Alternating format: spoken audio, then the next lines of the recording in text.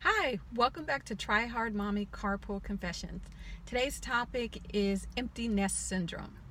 I was in a Lyft car last night because I was out with a few mommy friends and we had wine, and I purposely took Lyft to and from the venue because I wanted to have wine. But we're not talking about wine today. We're talking about empty nest syndrome. So on the ride home, the Lyft driver was talking, and he's the dad of a 3-year-old daughter, and we're talking about children, and he says to me, "You're almost an empty nester. How do you feel about it?" And he was really kind of sad, and he asked me, "Are you sad? Are you nervous?" And all these negative adjectives he used, and I was like, no, I'm kind of excited and happy. I said, I don't know anybody who has that empty nest syndrome that we hear all about. I'm sure there are people out there, and I hope that they find their joy. But all of my friends who are empty nesters are heroes. They are out in the world doing things, having fun, changing things, traveling, partying, leaving food in the refrigerator and finding that same food in the exact place the next time they go to the refrigerator, wearing whatever they want or as little as they want in their home without somebody going, "Ah!" They are sleeping in on Saturdays and not carpooling to places. They can work late and not have to worry about childcare. They have all kinds of freedom. Now, this is not to say that they don't enjoy their children. They do, but life changes. And my theory is that if your family is growing in developmental stages the same way that the children do, and parenting changes along the way. And by the time you become an empty nester, you're prepared for that because parenting has changed, the family dynamics have changed, and you're ready for it. Everybody's ready for it. You've prepared your young people to be out in the world, and hopefully they will be productive, happy citizens of the world. And you're prepared to re-engage in ways that you disengage while you were parenting full-time 100%. You will always be a parent. Your offspring will always need you, but they'll need you in different ways. And when they're not underfoot all the time, that gives you freedom. It's not only their freedom that comes with them leaving, it's also your freedom.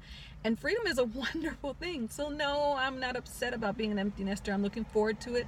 I have a 30-foot long scroll of to-do things and wish items that I want to do, a lot of them with my husband without children in tow, so that'll be great. I think that if you are sad or wistful, or if you are a current empty nester and it is bothering you, you should reach out. Start creating opportunities for yourself. Reach out to other empty nesters who don't seem to be bothered in the same way, and maybe you can take some hints from them. But live your life. Have fun. You parented. You did it well.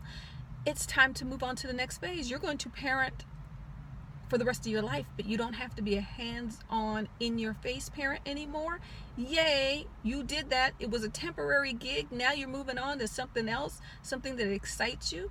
If you were a stay-at-home parent and you're now looking to re-enter the workforce, be really intentional about it if you can. If you don't have to just jump into the workforce, and a lot of us do, be really intentional. What are you going to do? Because you've taken time out to give of yourself for however long you did it to other people, other little people. And now it's your turn to find a job that's engaging and thrilling and that you're passionate about. And you don't have to worry about whether or not it impresses everybody else, or whether or not staying home for however long, if this job is worth all the time you spent staying home. Really find something that is going to provide you with a sense of self and fulfillment.